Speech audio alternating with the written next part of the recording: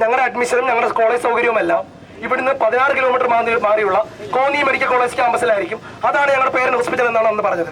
എന്നാൽ ഇന്ന് ഇപ്പോൾ 9 മാസമായപ്പോഴും ഞങ്ങൾ മനസ്സിലാക്കുന്നത് ഞങ്ങൾ വഞ്ചിക്കപ്പെട്ടിരിക്കുന്നു എന്നാണ്. കേരളത്തിലെ മറ്റ് 13 ജില്ലകളിലും 13 ഗവൺമെന്റ് നഴ്സിംഗ് കോളേജുകൾ അതായത് മെഡിക്കൽ കോളേജ് ക്യാമ്പസിലാണ് നടക്കുന്നത്.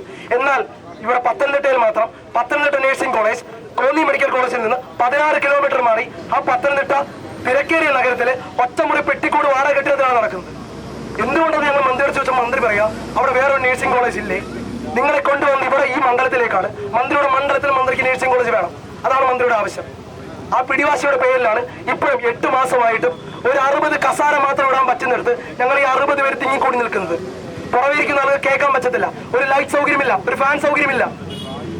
പുറകെ മുമ്പ് ഇന്ന് പറയാൻ പോലും ഞാൻ കേൾക്കാൻ പറ്റില്ല. ഒരാൾക്ക് എണ്ണിച്ച് നിൽക്കാനുള്ള സൗകര്യം അവിടെ ഇല്ല, ലാബ് സൗകര്യമില്ല.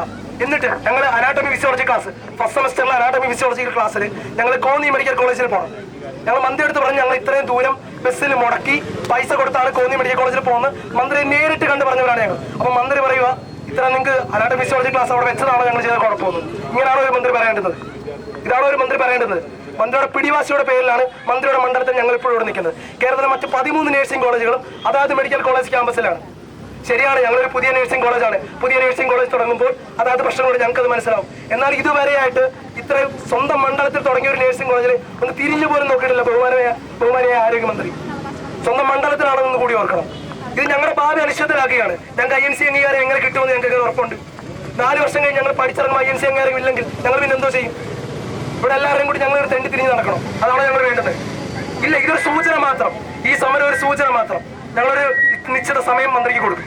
ഇതിനുള്ളിൽ ഞങ്ങൾക്കൊരു മറുപടിയോ അല്ലെങ്കിൽ മന്ത്രിയുടെ ഭാഗത്ത് നിന്ന് എന്തെങ്കിലും ഉണ്ടായില്ലെങ്കിൽ അനിശ്ചിതകാല സമരത്തിലേക്ക് നീങ്ങാനാണ് കോളേജ് യൂണിയനും മറ്റ് യൂണിയൻ പ്രതിനിധികളും തീരുമാനിച്ചിരിക്കുന്നത്. ഇതൊരു പ്രക്ഷോഭമാക്കി മാറ്റും. കേരളം മൊത്തം ഞങ്ങളുടെ കൂടെ നിൽക്കും. ഇപ്പൊ നിങ്ങൾ ഉള്ളത് ഒരു 60 പേരാണ്.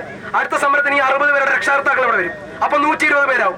ഇനിയും ഒന്നും ആയില്ലെങ്കിൽ കേരളത്തിൽ അങ്ങോട്ടും ഇങ്ങോട്ടുള്ള 14 നഴ്സിംഗ് കോളേജിലെ എല്ലാ വിദ്യാർത്ഥികളും വരും. അവരുടെ രക്ഷാകർത്താക്കൾ വരും. അങ്ങനെ കേരളം ചെന്ന മൊത്തം ഇവർക്കെതിരെ ഇറക്കും. അന്തരമന്ത്രി മിണ്ടാതിരിക്കുമോ? ഞങ്ങൾ ഇനിയും ഇതിന്റെ മുൻപോട്ട് പോകാനാണ് തീരുമാനിച്ചിരിക്കുന്നത്. നമസ്കാരം.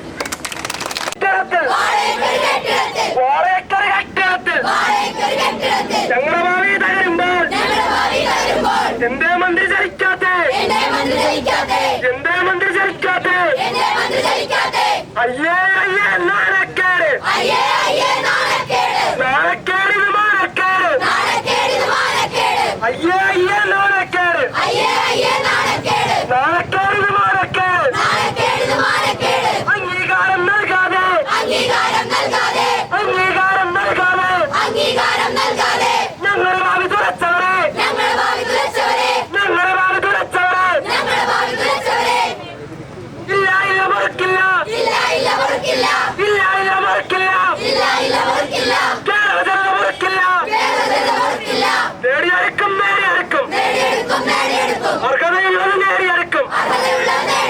പിന്നോട്ടില്ല, ഓരോ ചുവടും മുന്നോട്ട്. ഞങ്ങൾക്ക് വേണം അംഗീകാരം, ഞങ്ങൾക്ക് വേണം അംഗീകാരം, ഞങ്ങൾക്ക് വേണം ലാബ് സൗകര്യം, ഞങ്ങൾക്ക് വേണം ലാബ് സൗകര്യം, ഞങ്ങൾക്ക് വേണം പുതിയ ക്യാമ്പസ്, ഞങ്ങൾക്ക് വേണം പുതിയ ക്യാമ്പസ്, ഞങ്ങൾക്ക് വേണം കോളേജ് ബസ്, ഞങ്ങൾക്ക് വേണം ഹോസ്റ്റൽ സൗകര്യം.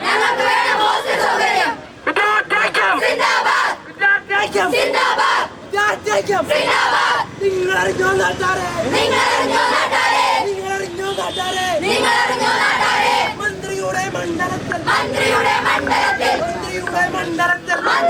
മണ്ഡലത്തിൽ പഠിക്കാൻ വന്നവരാ, ക്ലാസുമില്ല ലാഭമില്ല, ഒരു കെട്ടിട കെട്ടിടത്തിൽ ഞങ്ങളുടെ ഭാവി തകരുമ്പോൾ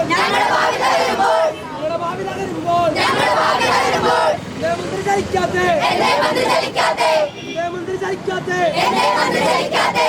പിടിക്കും കൈകൾ നാം ചുരുട്ടി പറയുന്നു ഇയാളല്ല അടിമകളല്ല വായുംപൂട്ടി നിൽക്കില്ല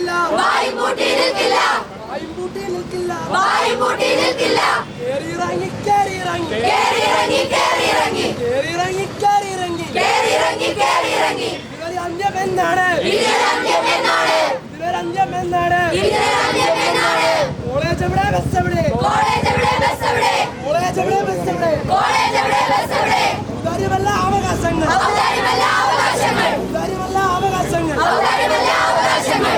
ഇല്ല പിന്നോട്ടില്ല ഈ വഞ്ചന പറ്റില്ല